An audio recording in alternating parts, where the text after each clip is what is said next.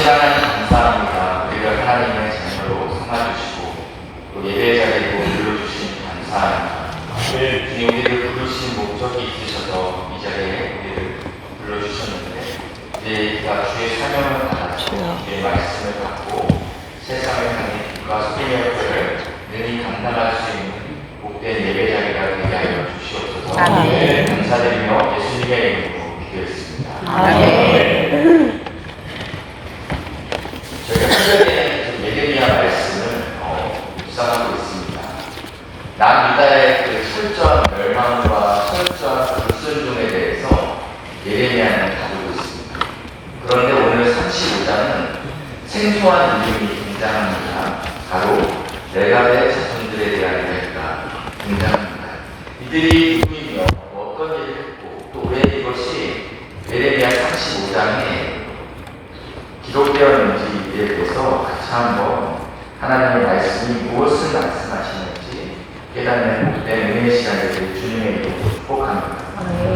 먼저 본문의 배경은 바벨론이 남유다를 침공한 사건입니다.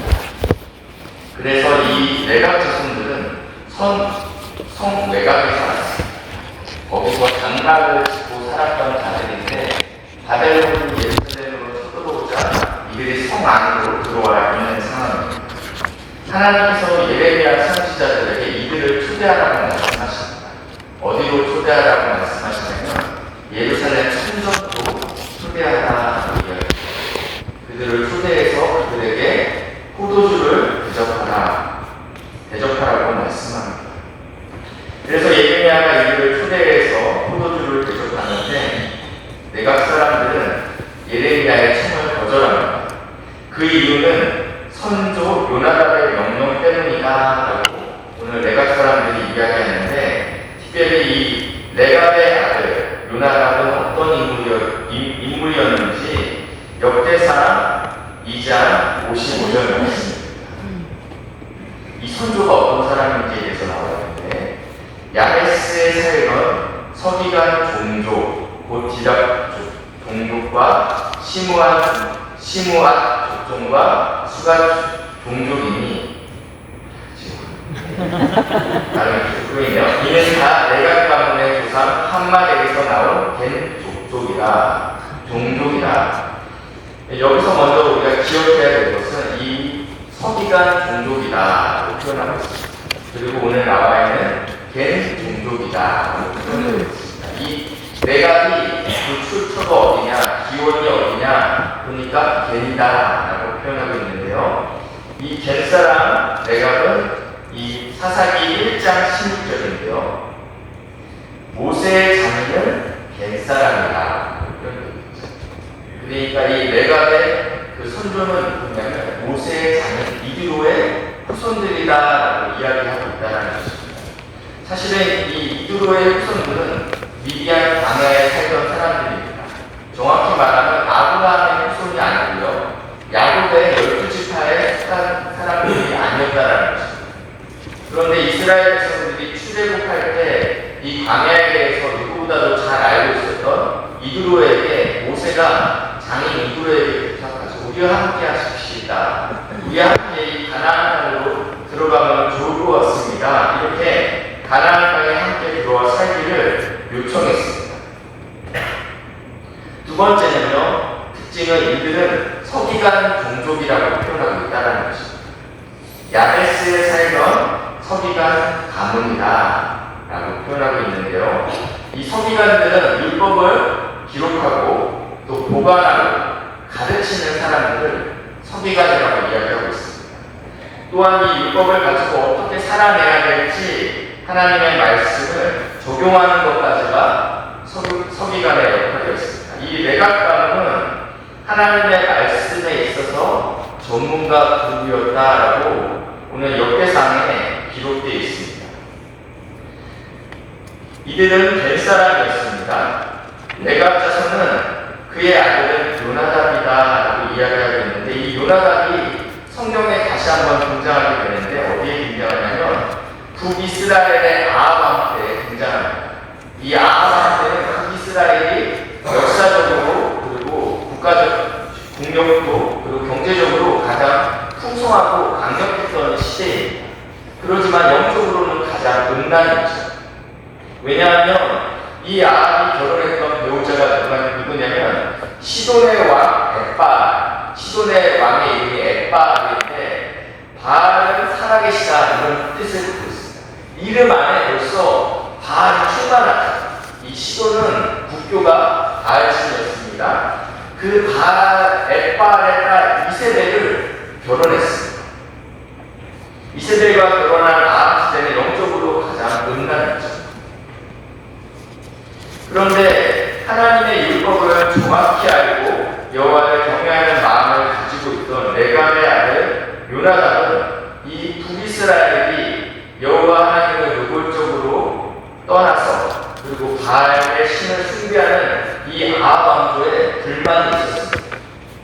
이 특별히 요나답의 이름의 뜻은 여호와는 반대하시다 이런 뜻을 갖고 있습니다.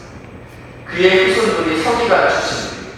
하나님의 율법에 대해서 누구보다도 잘 알고 있는 자들입니다. 그런데 이 북이스라엘의 왕조가 여호와 하나님을 버리고 바알신을 따랐다는 것입니다. 이 바알신은 가나안의 주신입니다. 특별히 비를 관장하는 신이 비가 오느냐 안 오느냐에 따라서 그의 농사가 되고 안 되고가 결정되기 때문에 바알의 신은 비를 관장하는 신, 그리고 농사의 신, 그리고 풍요의 신이라고 이 가나안 백성들을 믿고 있었습니다.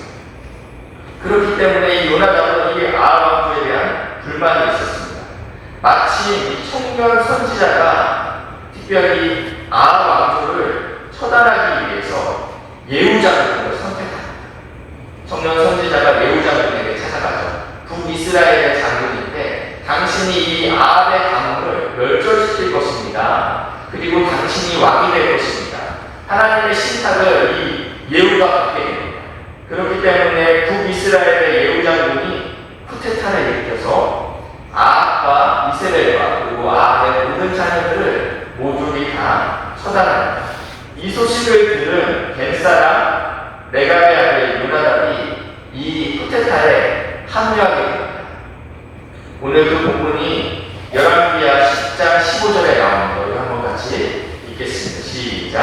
예후가 거기에서 떠나가다가 자기를 맞이하러 오는 레갑의 아들 요나답을 만난지라. 그의 안무를 묻고 그에게 이르되 내 마음을 하여 진실하니 내 마음으로 진실하니 요나답이 여호와께 돌아가니라. 이르되 그러면 나와 손을 잡자. 손을 잡으니 예후가 끌어 병거에 올리며 이르되 나와 함께 가서 여호와를 위한 나의 열심을 보라고 이에 자기 병거에 태우고. 예후가 지금 그의 아합의 모든 후손들까지 사들이 다 죽이고 나서 지금 가고 있는데 그때 이 여호나답이 예후를 만나러 온다라는 것입니다. 그래서 이렇게 이야기하죠. 예후 장군이 내 마음이 너의 마음과 향하여 진실한 같이 너도 나의 마음과 동일하냐 이렇게 묻죠. 그러니까 그렇습니다. 그래서 나와 함께 손을 잡고 쿠데타를 완성시키자라고 이야기하는 거예요. 그러면서 이 병거에 같이 태우게 됩니다. 그러면서 이렇게 이야기하죠. 여호와를 위한 나의 열심을 보라. 내가 지금부터 하는 것은 하나님을 위한 일이 될 것이다. 그러면서 이 요나답의 마음에 불을 질러요. 이 땅이 지금 정치적으로, 경제적으로 아주 안정적이고 부유한 것 같지만 영적으로는 굉장히 타락해 있고 음란한 이 시대에 대한 아픔을 갖고 있던 요나답 마음에 불을 질렀다는 것입니다. 내가 이 정권을, 이 나라를 다시 한번 하나님의 나라로 만들겠다라는 마음이 요나답 안에 가득했습니다. 그래서 이 요나답이 북이스라엘의 종교개혁에 동참하게 됩니다. 그래서 백성들을 모으게 됩니다. 예후 장군이 모으죠. 그러면서 이렇게 이야기합니다. 아합은 죽은 내가 죽인 그 아합은 바알을 조금 섬겼지만 나는 많이 섬길 것입니다. 여러분 걱정하지 마십시오. 여러분의 경제적 번영은 제가 보장하겠습니다. 그리고 내가 바알을 위한 큰 제사를 드리겠습니다. 그래서 바알에게 속한 모든 선지자와 제사장들은 한 사람도 빠짐없이 이 잔치에 참여해야 됩니다.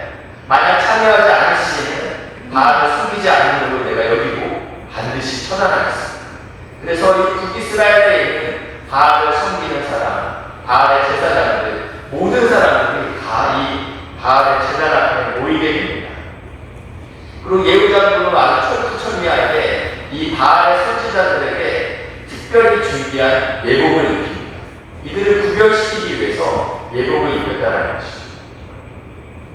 그리고 나서 왕하 10장 23절 말씀인데요. 우리 한번 같이 읽어볼게요. 시작. 여호와가 마게라 여호와답과 더불어 바알의 신당에 들어가서 바알을 섬기는 자들에게 이르되 너희는 살려와 바알을 섬기는 자들만 먹이게 하고 여호와의 종 하나님과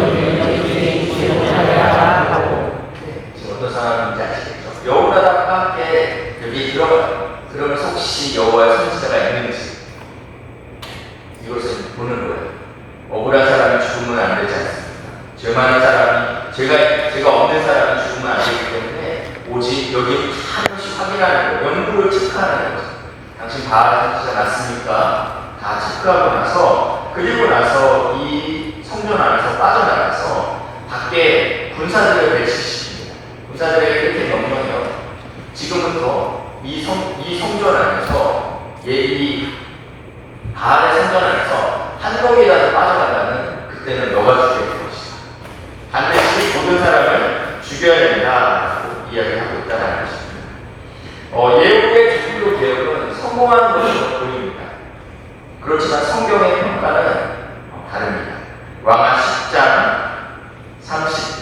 31절인데요. 그러나 예후가 전심으로 이스라엘의 하나님 여호와의 율법을 지켜 행하지 아니하며 예후가 하나님을 섬기긴 섬겼습니다. 그런데 전심이 아닙니다. 그 이유가 무엇이냐면 여로보암이 이스라엘에게 범죄한 그 죄에서 떠나지 아니하더라. 이 여로보암은 북이스라엘의 초대 왕입니다. 남과 북이 갈라질 때 북쪽에 살던 이스라엘 사람들이 명절만 되면 성전이 있는 예루살렘으로 자꾸 내려가니까 여로보암 마음이 불안합니다. 언젠가 이들이 나를 배신하겠다. 그래서 베델과 단에다가 금송아지를 세웁니다. 그러니까 북이스라엘의 최남단과 최북단에 금송아지를 세우면서 이스라엘 백성들에게 말해요. 이것이 여호와다. 너희가 예루살렘까지 굳이 그 먼 길을 갈 필요 없다. 여기서 너희가 여호와 하나님께 예배를 드려라 라고 만들어 놓은 것이 이 금송아지 사건입니다. 그렇기 때문에 예후가 그 모든 바알의 선지자들을 죽였지만 이 금송아지는 차마 없앨 수 없었습니다. 만약에 금송아지를 없앤다 하면 북이스라엘 사람들이 예루살렘에 가는 것들을 용인할 수밖에 없는 상황이기 때문에 그렇기 때문에 없애지 못했다라고 오늘 성경에서는 예후가 전심으로 행하지 아니하였다라고 표현하고 있다는 것입니다. 바알과 관련된 모든 것들을 다 제거했죠. 그렇지만 예후는 전심이 아닌 반쪽짜리 종교개혁을 실행했습니다. 이 요나답은 이것들에 대해서 개혁에 대한 실망감이 이 안에 있었을 거라고 생각이 듭니다. 요나답은 그의 후손들을 불러서 이러한 명령을 내렸습니다. 그 명령이 무엇이냐면 예레미야 35장 6절, 7절 한번 보시겠습니다. 그들이 이르되 우리는 포도주를 마시지 아니하겠노라. 이것은 무슨 이야기냐면 예레미야가 지금 레가벨의 손들을 불러놓고 포도주를 마시십시오라고 이야기하니까 우리는 포도주를 마시지 않겠습니다. 왜냐하면 레가벨 아들 우리의 선조 요나답이 우리에게 명령하여 이르기를 우리의 선조가 이러한 명령을 우리에게 주었습니다. 너희는 너희 자손을 영원히 포도주를 마시지 말며 너희가 집도 짓지 말며 파종도 하지 말며 포도원을 수유하지도 말고 너희는 평생 동안 장막에 살아라. 그리하면 너희가 머물러 사는 땅에서 너희의 생명이 길리라 하였으므로 우리의 선조가 이렇게 말씀하셨습니다. 근데 문제는 무엇이냐면 요나답이 명령을 한 것은요 250년 전이라는 것입니다. 한 대가 끝난 것이 아닙니다. 한 세기가 끝난 것이 아닙니다. 250년이 지나고 나서도 여전히 이 레갑의 후손들은 이 명령을 지키고 있었다는 거죠. 참으로 놀랍지 않습니까? 오늘 이 레갑의 명령을 통해서 우리가 함께 깨달아야 할 것, 성도의 올바른 태도, 번째는 악은 그 모양이라도 그러라. 8절에 보시니까요. 우리가 레갑의 아들 우리 선조 요나답이 앞에 부분은요. 그 레갑의 선조 요나답이 그 자손들에게 한 이야기고 이제는 그들의 후손들이 그 선조에 했던 이야기를 반복하는 것입니다. 우리의 선조 요나답이 우리에게 명령한 모든 말을 순종하여 그들이 250년에 우리에게 이러한 명령을 했는데 그 모든 말을 우리가 순종하고 있습니다. 우리와 우리 아내와 자녀가 평생 동안 포도주를 마시지 아니하고 있습니다. 라고 이야기했습니다. 하나님의 율법의 전문가인 요나답이 그렇습니다. 서기관 가문이라고 하지 않았습니까? 그래서 누구보다도 노아에 대해서 잘 알고 있었을 거라고 생각이 듭니다. 성경에서 노아는 당대의 의인이었고 완전한 자다. 하나님과 동행하였다라고 묘사하고 있습니다. 그런 그가 포도주에 취해서 실수했던 것들에 대해서 알고 있다는 거죠. 최고의 지혜자인 솔로몬이 기록한 자문에 이렇게 기록되어 있습니다. 포도주는 거만하게 하고 미혹되고 지혜 없는 자가 된다고 경고하고 있다는 거죠. 이런 것을 알고 있기 때문에 요나답은 그의 후손들에게 음란한 세상에서 그 모양이라도 취하지 말고 포도주를 마시지 말라고 경고했다는 것입니다. 두 번째는요, 이 땅에서 나그네로 살아야 된다는 것을 말씀했습니다. 9절인데요. 우리 9절 10절 같이 읽어주시겠습니다. 시작. 살집도 짓지 아니하며 포도원이나 밭이나 분가도 가지지 아니하고 장막에 살면서 우리 선조 요나답을 위해 이 가나안은 농경 문화가 기본으로 깔려 있습니다. 그런데 그렇기 때문에 무엇보다도 비에 대해서 진심이었습니다. 비가 오지 않았을 때는 1년 농사가 망하기 때문입니다. 그렇기 때문에 바알 숭배에 대해서 더욱더 집중할 수밖에 없었습니다. 모든 일에 있어서 바알과 다 연결되어 있다는 것입니다. 바알은 비를 내리고 땅을 비옥하게 하는 신으로 알고 있기 때문입니다. 농사의 성공을 기원하면서 바알에게 제사를 드림으로 그 농사가 한 해 농사가 시작됩니다. 요나답은 이러한 가나안 땅의 그 문화에 물들지 않기 위해서 차라리 그러면 농사를 짓지 말아라 라고 이야기합니다. 농사를 짓지 않고 무엇을 할 수 있습니까? 유목민밖에 될 수 없습니다. 유목민이라는 것은 풀이 자라는 곳으로 계속 이동해야 돼요. 집을 갖고 있는 의미가 없다는 거예요. 계속 몇 개월마다 이사를 가야 되는데 집을 지었다, 헐었다 할 수 없지 않습니까? 그렇기 때문에 계속 텐트를 치고 살아야 된다는 것입니다. 이 요나답은 이 후손들에게 세상에 주는 풍요보다는 하나님 앞에서 거룩성을 지키는 것이 중요하다는 것을 강조하기 위해서 이 명령을 주었습니다. 신명기 8장 12절 말씀에 이렇게 경고하고 있습니다. 너희가 먹어서 배부르고 아름다운 집을 짓고 거주하게 되며 안정감을 갖고 있어. 또 소와 양이 번성하며 내 임금이 증식되어 내 소유가 풍부하게 될 때에 내 마음이 교만하여 내 하나님 여호와를 잊어버릴까 염려한다. 우리가 연약하지 않습니다. 목사님 나는 괜찮습니다. 하나님 나에게 복만 주신다면 내가 하나님을 더 잘 섬길 수 있을 것 같습니다. 그렇지만 사실은 사람은 참 연약한 존재. 재정적으로 만족하고 모든 것이 평화롭고 안정적일 때 우리는 하나님을 찾지 않는다라는 것입니다. 이 요나답은 누구보다도 이 사실을 정확히 알고 있었기 때문에 이의 후손들에게 이러한 명령을 했다라는 것입니다. 레갑 후손의 이러한 삶의 결과는 이 땅은 잠시 거쳐가는 것이다. 우리는 이 땅에서 잠시 거쳐가는 것이라는 것들을 드러내는 믿음의 삶을 살아내야 된다. 그래서 레갑의 후손들은 이 땅에서 나그네 정신으로 살아내는데 이 레갑의 후손들처럼 이 땅에서 나그네 정신을 살아내는 자들이 있습니다. 창세기에 나와 있는데 이들은 세계가 기근으로 있을 때 애국만은 곡물이 가득했죠.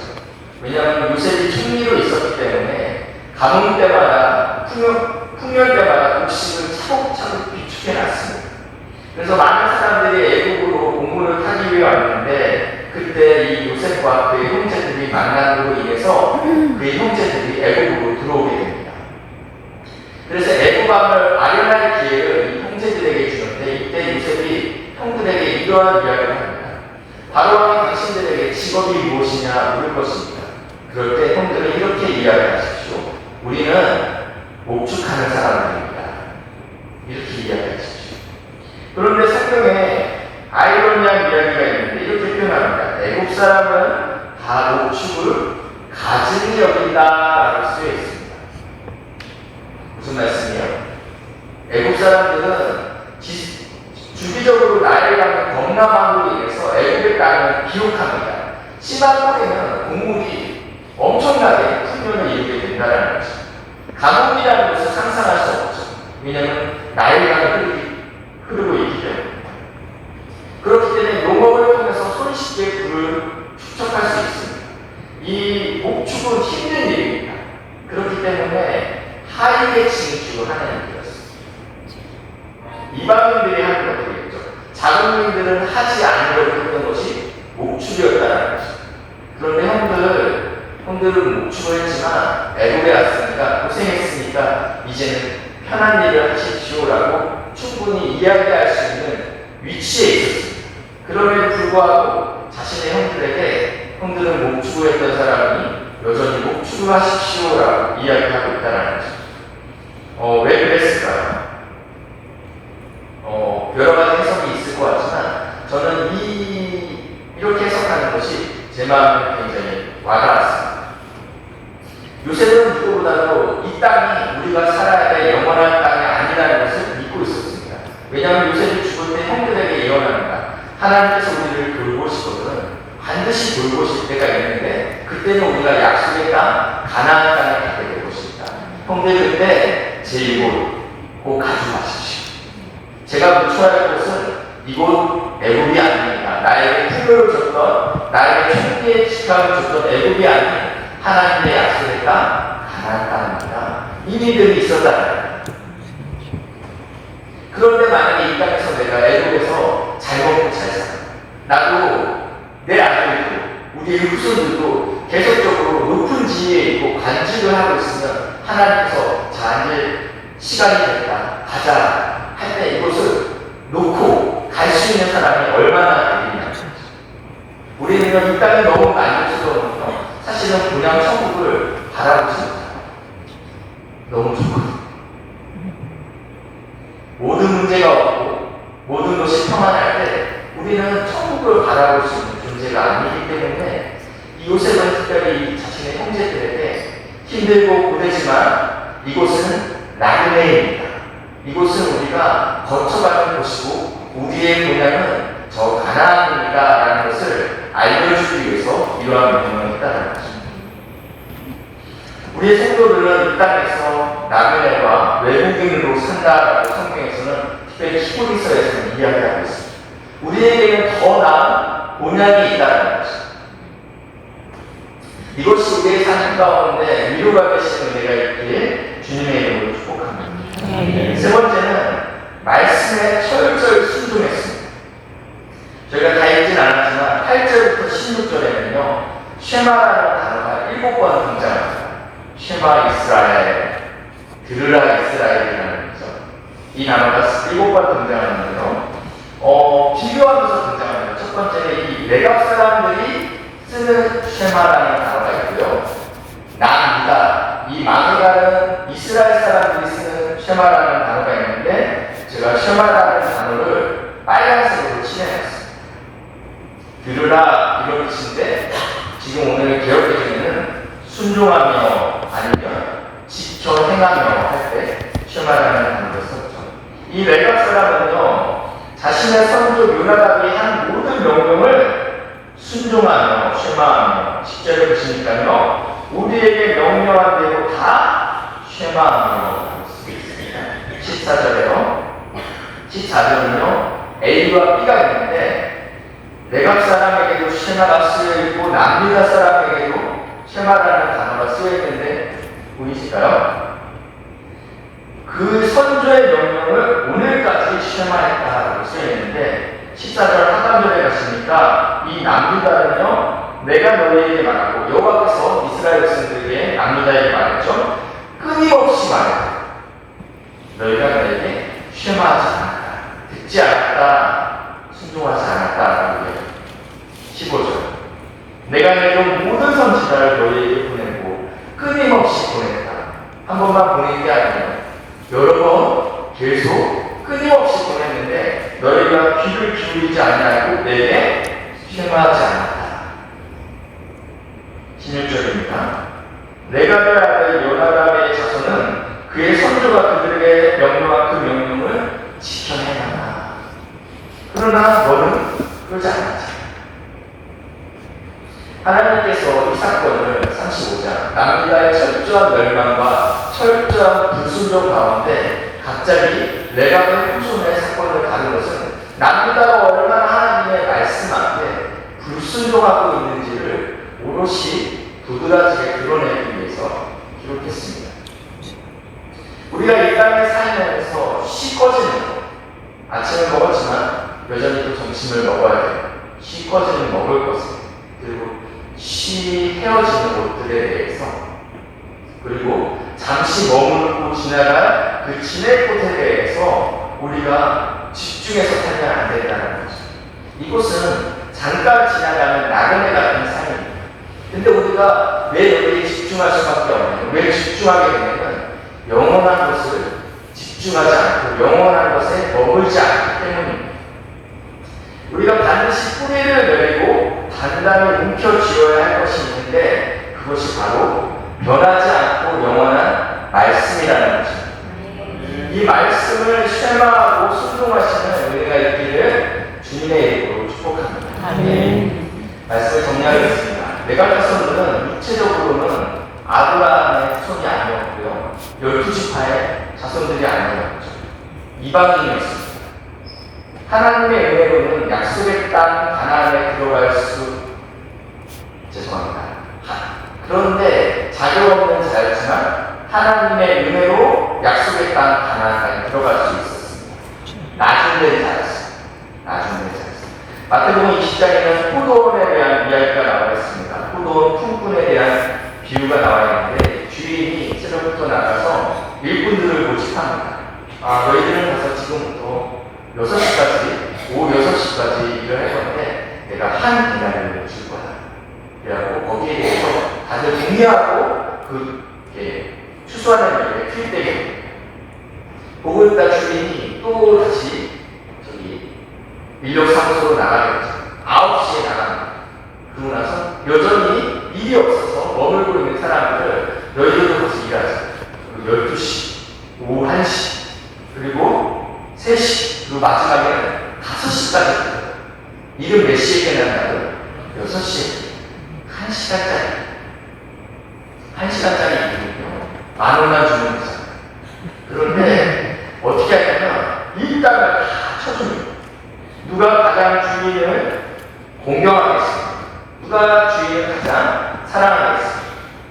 1시간이 가장 주인은 굉장히 넉넉한 분이구나. 주인은 참 담대한 분이구나. 나는 1시간밖에 일하지 않았는데 자격이 없었던 나에게 이런 큰 은혜를 주시네. 이게 우리에게 있어야 된다는 거죠. 예수님께서는 이 비유에 대한 결론을 마태복음 20장 16절에 이렇게 쓰고 있는데요. 우리 한번 같이 읽겠습니다. 시작. 유학이 작은 자로서 먼저 되고 먼저 된 자로서 나쁜 자이라. 아멘. 레갑은 어떤 사람이었다고 말씀드렸습니까? 약속 밖에 있었던 사람이었다고 말씀드렸습니다. 아브라함의 후손이 아니었어요. 이스라엘의 12지파가 아니었어요. 이방인이었어요. 근데 은혜로 하나님 야 너도 가나안 땅에 들어가자. 그 은혜를 받는 사람이라는 거죠. 그렇기 때문에 은혜를 받은 사람은 죄를 멀리할 수 있습니다. 은혜를 받은 사람은 이 땅이 나의 고향이 아니라는 것을 알고 있습니다. 은혜를 받은 사람은 하나님의 말씀을 사랑해서 철저히 순종할 수 있다는 것입니다. 하나님께서 이런 레가벨에 35장 19절에 이렇게 말씀하십니다. 그러므로 만군의 여호와 이스라엘 하나님께서 이와 같이 말씀하시느니라. 레가벨 아들 요나답에게서 내 앞에서 설 사람이 영원히 끊어지지 아니하리라 하시니라. 아멘. 우리도 이와 같이 되기를 주님의 이름으로 축복합니다. 아멘. 자격 없는 자를 부르신 하나님의 사랑이 매일매일 깨달아지는 은혜가 있기를 주님의 이름으로 축복합니다. 아멘. 이 땅에서 나그네와 같은 삶을 살며 오직 주의 말씀에 순종하고 악을 그 모양이라도 버리는 멀리하는 삶을 살아내시는 은혜가 있기를 주님의 이름으로 축복합니다. 아멘. 그래서 하나님께서 우리에게 내 앞에 설 사람이 영원히 끊어지지 아니하리라는 이 하나님의 말씀이 우리 삶 가운데 임하는 복된 생존인들 되시길 주님의 이름으로 축복합니다. 아멘. 기도하시겠습니다.